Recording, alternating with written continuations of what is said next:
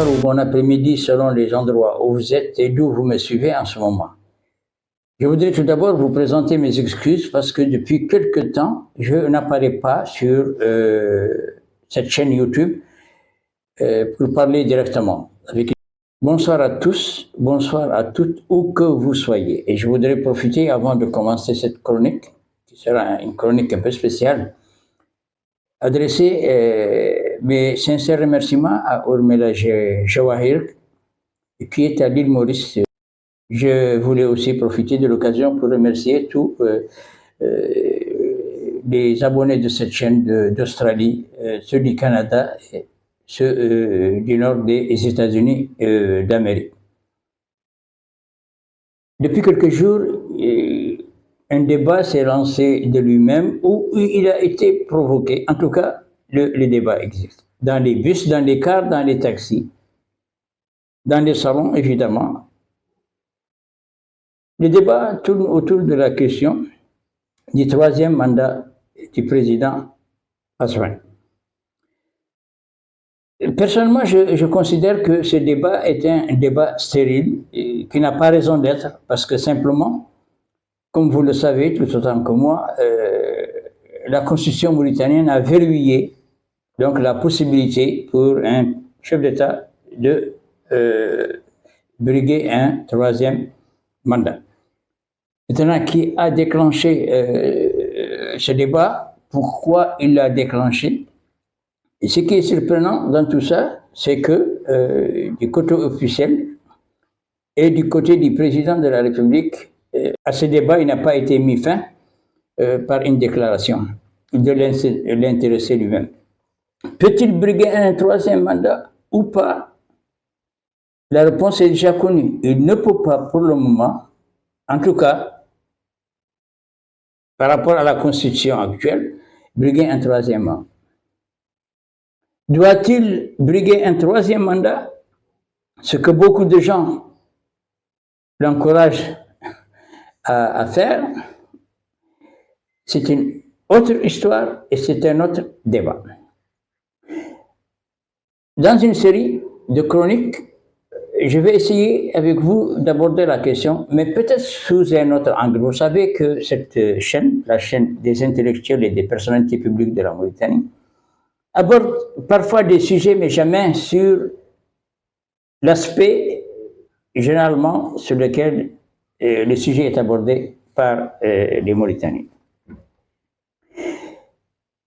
Alors, avant que cette série de chroniques ne commence, je voudrais, moi par exemple, poser une question. Si par exemple la constitution mauritanienne, cette constitution, n'avait pas verrouillé la possibilité pour un président de briguer un troisième mandat, la question qui devait se poser, c'est est-ce que le président actuel, Ould Ghazouani, mérite un troisième mandat? Je vais être clair en reprenant cette question avant que d'autres ne lui donnent une interprétation que je ne donne pas. En tout cas, avant de continuer, j'ai dit ici que tout ce qui sera dit dans ces chroniques, que je dis, m'engage. Donc la question que je voulais poser, c'est celle-là. J'ai dit, si la constitution mauritanienne n'avait pas verrouillé la possibilité de briguer un troisième mandat, la question qui doit se poser, est-ce que, si c'était dans ce cas-là, est-ce que Ghazouani mérite un troisième mandat? Le débat devait être celui-là. Parce que si on mérite quelque chose, quelle que soit cette chose, si on doit la mériter, on doit la mériter pour des raisons bien précises.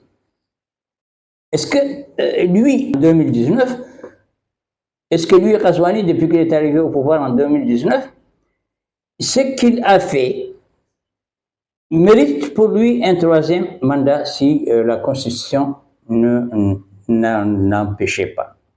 La question est là. Le débat sur cette question, c'est un débat continu depuis que Ghazouani est arrivé au pouvoir. pour des Mauritaniens. Et jusqu'à cette date, Ghazouani n'a rien fait du tout, n'a rien apporté de nouveau, n'a résolu aucun problème. Et il a perdu son temps. Et certains même sont allés jusqu'à dire sur des réseaux sociaux qu'il a perdu le temps en dormant. Moi, personnellement, ce n'est pas pour défendre Ghazouani, mais pour dire la vérité, je dois dire à ceux qui croient que Ghazouani dormait, je dois leur dire que Ghazouani n'a jamais dormi et il ne dort pas. Il est toujours réveillé pour entendre ce qu'on dit de lui et pour essayer de comprendre pourquoi on le dit de lui. Avant de rentrer dans le sujet, je voudrais revenir sur un détail très important. Et je vais vous proposer d'écouter un élément dans lequel s'exprime l'ancien président Mohamed Ould Abdelaziz. من مشيتي اللي معدل شهر الخارج مشيت في سفر عقب انتخاب الرئيس الحالي دوره كانوا يبقى مع الدولة ويبقى يسير البلد ونعود خارج اللي يعدل كامل. Constaté dans cet élément, l'ancien président semble regretter d'avoir choisi comme dauphin ou comme successeur Mohamed Ould Cheikh Al-Ghazouani. Et là, de la part du président Mohamed Ould Abdelaziz, cette déclaration me surprend un peu, moi personnellement. Parce que Mohamed Ould Abdelaziz peut donner quelque chose qui lui appartient. Il peut donner de l'argent de sa poche. Il peut donner un véhicule qu'il a. Il peut donner une maison qui lui est propre. Mais Mohamed Ould Abdelaziz ne peut pas donner un pays et son avenir à une personne parce que le pays et son avenir ne lui appartiennent pas. Lui appartiennent pas. On lui a donné le pouvoir, il est resté pendant un peu plus de 10 ans, il a fait ce qu'il a fait, et très mal fait, malheureusement, et il a fini, et très mal fini.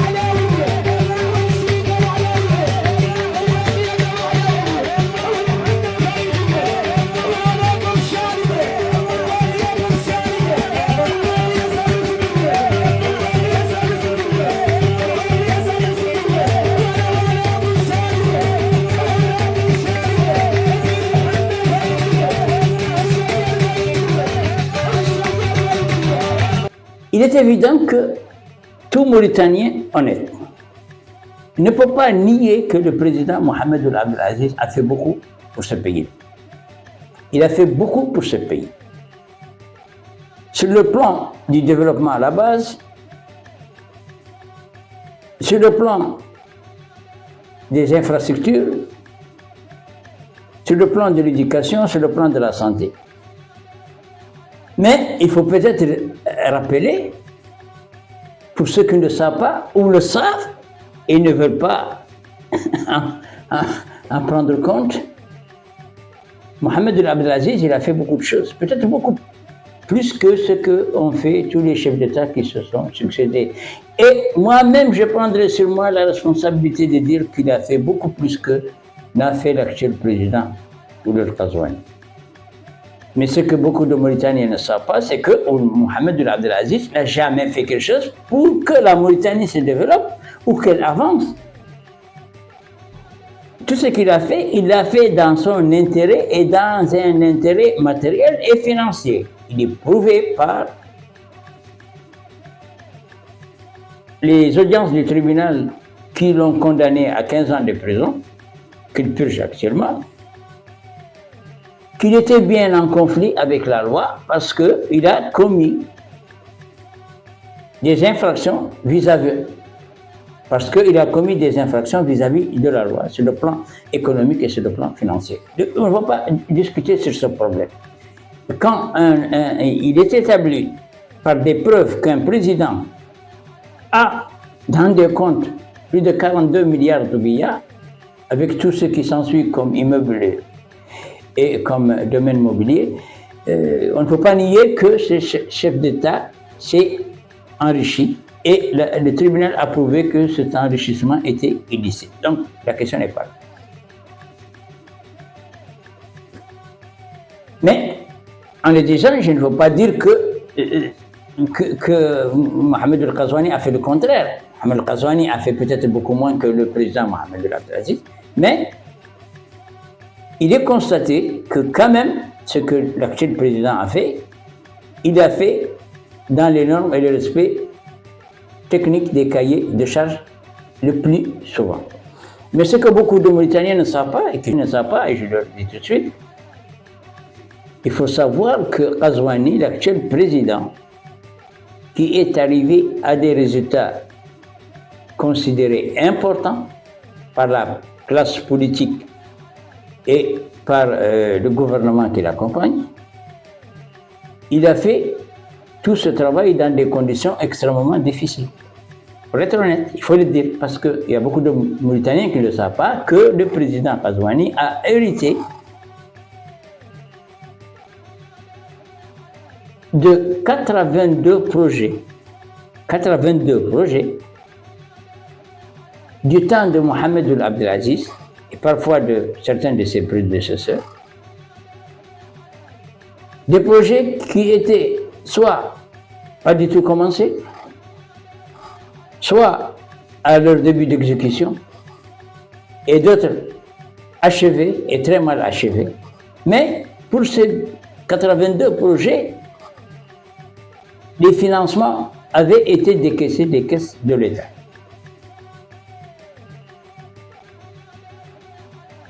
Ça, c'est mesure un problème qui se posait pour l'actuel président de la République, qui devait, parce que c'est la Mauritanie qui a pris des engagements avec des bailleurs de fonds, qui devait quand même régler le problème de ces projets dont l'argent avait été détourné avant son arrivée au pouvoir. Maintenant, si Mohamed El Abdelaziz considère qu'il s'est trompé ou il a mal fait de donner le pouvoir à Ould Ghazouani, le pouvoir n'est pas à Mohamed El Abdelaziz pour le donner à qui il veut. C'est pas comme ça que ça se passe. On ne vient pas comme président de la République pour 1 ou 2 mandats. On passe ce mandat à faire des choses qui sont contraires et à la loi et qui mettent en conflit avec la justice et qui mettent le pays en difficulté avec ses bailleurs de fonds.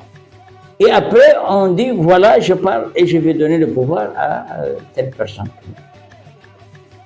Il a peut-être proposé que celui-là le succède à la présidence de la République, mais il ne lui donne pas parce que le pouvoir ne lui appartient pas. Comme d'ailleurs, il n'appartient pas à Mohamed El Ghazouani. Il n'appartient pas à Mohamed El Ghazouani. Ce qu'on attend de lui et ce qu'on lui demande, Mohamed El-Ghazouani, c'est de finir ses 2 mandats et de ne pas nous reverser dans la situation dans laquelle nous nous sommes retrouvés après le départ de Mohamed El Abdelaziz du pouvoir. C'est ce qu'on attend de lui. Maintenant, qu'il brigue un 3e mandat ou qu'il ne brigue pas un 3e mandat, il le sait très bien qu'il ne peut pas, dans les conditions actuelles, face à une constitution qui est en vigueur, briguer un 3e mandat. Alors, pourquoi le président, lui, reste indifférent à tout ce bruitage et à cette propagation d'informations par les troubadours et les peshmerga politiques de son régime? Il est évident que le président mauritanien Ould El-Ghazouani doit, pour certains, rester au pouvoir, peut-être même éternellement, parce que les gens n'ont pas les mêmes intérêts. Ils n'ont pas les mêmes intérêts. Un ministre, par exemple, de l'actuel gouvernement, qui n'avait jamais pensé un jour être ministre, qui se trouve dans des conditions comme se trouve un ministre, dans des conditions, dans de très très bonnes conditions, avec un très bon salaire, avec des possibilités d'apposer sa signature sur des documents qui peuvent enrichir en 15 minutes un homme d'affaires. Celui-là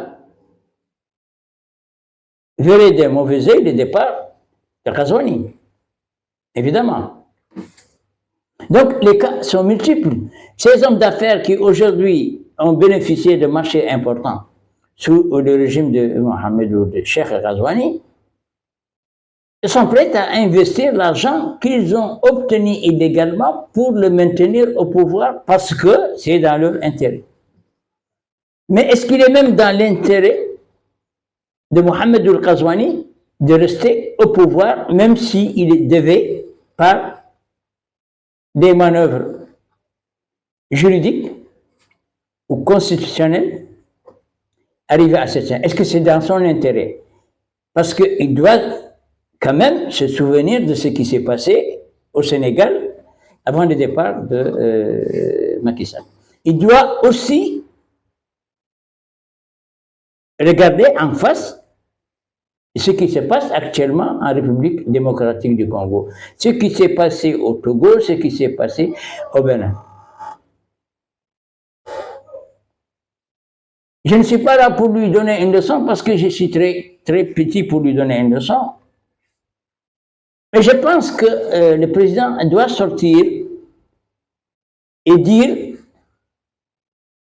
comme Mohamed El Abdelaziz l'avait dit à un moment, pour quelle raison il a dit c'est pas important, dans quel but il a dit c'est pas important, mais quand même, il a mis fin au débat en disant je n'ai jamais demandé à qui que ce soit de penser à un 3e mandat pour moi.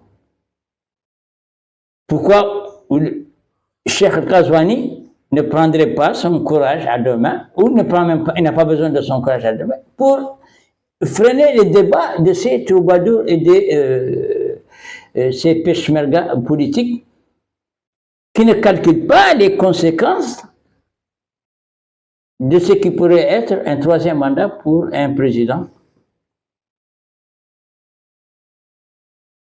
auquel la constitution mauritanienne ne donne pas accès à ce 3e mandat. Je vous demande de réfléchir comme moi. Donc je vous remercie tous de suivre régulièrement cette chaîne, la chaîne des personnalités publiques, intellectuelles et politiques de la Mauritanie. Et je vous propose de suivre cette série consacrée à la question de savoir pourquoi autant de bruit sur le 3e mandat du président Ghazouani. Est-il possible au président Ghazouani de briguer un 3e mandat? S'il décidait de le faire, quelles pourraient être les conséquences pour le pays. Et s'il ne briguait pas, pourquoi des Mauritaniens continuent à répandre une rumeur qui ne sert qu'à creuser le fossé entre les gens du pouvoir et ceux de l'opposition. Je vous remercie. Bonjour, bonsoir ou bon après-midi selon les endroits où vous êtes et d'où vous suivez cette chaîne, la chaîne du journaliste chroniqueur Mohamed Ould Chigali, la chaîne des intellectuels et des personnalités politiques et publiques de Mauritanie. Depuis 2006, la Constitution de la République islamique de Mauritanie limite et verrouille les mandats présidentiels. Les garde-fous de ces dispositions sont les articles 26, 28 et 99. Des articles clés qui ont été façonnés juridiquement par des constitutionnalistes pour lever toute ambiguïté sur leur interprétation. L'article 26 fixe la durée du mandat à 5 ans. L'article 28 précise que le président de la République est rééligible une seule fois et l'article 99 dans son alinéa pose le verrou de la clause d'éternité. Il interdit explicitement toute modification de ces règles en déclarant qu'aucune procédure de révision ne peut être engagée si elle porte atteinte au paragraphe du renouvellement du mandat présidentiel et à sa durée, fixé par les articles 26 et 28 de la Constitution actuelle qui balisent les jalonnements institutionnels et juridiques de la vie de la nation. Par ailleurs, cet arsenal juridique institutionnel relatif à la limitation des mandats est renforcé par l'article 29 qui impose au président de jurer sur le nom d'Allah, lors de son investiture, de ne prendre ni soutenir, directement ou indirectement aucune initiative qui pourrait conduire à la révision des dispositions constitutionnelles relatives à la durée du mandat présidentiel et au régime de son renouvellement. أن أؤدي وظائفي بإخلاص وعلى الوجه الأكمل وأن أزاولها مع مراعاة احترام الدستور وقوانين الجمهورية الإسلامية الموريتانية.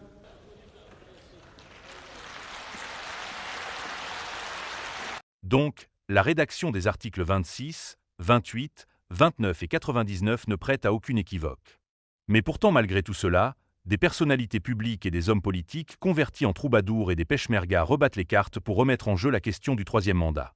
Ce qui se passe actuellement, le débat public sur la question, les rumeurs qui circulent ne s'expliquent pas et n'ont pas raison d'être parce que simplement soit, nous sommes dans une démocratie et dans ce cas nous devons respecter les règles de jeu de cette démocratie, soit nous sommes dans une anarchie juridique et institutionnelle. Dans ce cas, le président de la République peut décider d'un référendum pour proposer la suppression pure et simple de la Constitution et son remplacement par un mécanisme juridique qui autorise les troubadours, les crieurs publics et les peshmergas politiques de décider du nombre de mandats à octroyer à un chef d'État, même si ce chef d'État est un désastre économique, social et financier pour son pays, comme par exemple en République démocratique du Congo ou comme au Cameroun où le président donne l'impression d'être reconductible à vie. Ce qui ne s'explique pas, c'est pourquoi, par rapport à ce débat sur le troisième mandat qui n'a pas raison d'être et ne se justifie pas, le président de la République, pour mettre fin à la rumeur et aux spéculations politiques, ne fait pas une déclaration officielle pour couper court aux rumeurs? Ou bien attend-il comme son prédécesseur de jouer aux prolongations du suspens pour voir qui est de son côté et qui ne l'est pas? Quoi qu'il en soit, le débat sur cette question du troisième mandat est déplacé. C'est un débat stérile qui n'avance en rien, mais qui plutôt créait un champ très vaste à des commentaires plus agressifs les uns que les autres à l'égard du chef de l'État sortant. Si par exemple, nous devons décider de voir la question du troisième mandat de plus près. Le débat ne doit pas tourner en rond en diffusant des rumeurs qui ne sont pas démenties par le président actuel, ce qui ne s'explique pas. Le président a peut-être ses raisons de laisser les petits et les grands fumiers continuer de le supplier de rester encore pour un troisième mandat et même des mandats suivants. Mais aussi les Mauritaniens ont eux aussi le droit de se poser des questions. Si la constitution mauritanienne n'avait pas limité les mandats à 2 seulement, le président Ghazouani mérite-t-il un troisième mandat? Et s'il mérite bien un troisième mandat, il le mérite en vertu de quoi? Il est évident que les Mauritaniens sont partagés sur cet avis.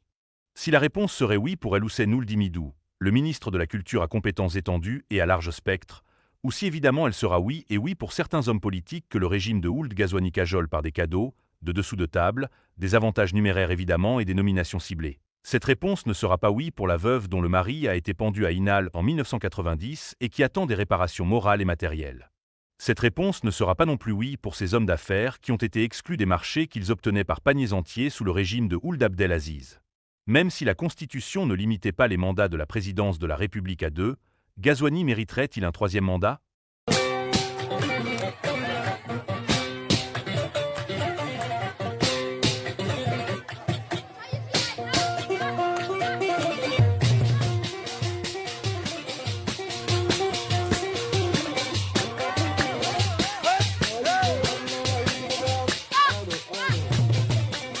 Pourquoi, malgré le travail titanesque qu'il a réalisé depuis qu'il est à la tête du pays, et malgré les capitaux énormes qu'il a injectés pour améliorer les conditions de vie des populations gazouanies, reste un président impopulaire pour plus de la moitié des citoyens de ce pays? Pourquoi les Mauritaniens se refusent à mettre en valeur l'importance du rôle que le président actuel joue pour la stabilité du pays et son éloignement des troubles engendrés par le terrorisme dans la sous-région, ce qui est un réel et véritable acquis? Quel rôle pourrait jouer le président actuel pour mettre en place une succession dont la Mauritanie a besoin pour sa stabilité et son développement? À toutes ces questions et d'autres, Mohamed Ould Chigali, journaliste indépendant, va tenter de répondre dans une chronique qui sera diffusée très bientôt sur cette chaîne, la chaîne des intellectuels et des personnalités publiques et politiques de la Mauritanie et du continent africain.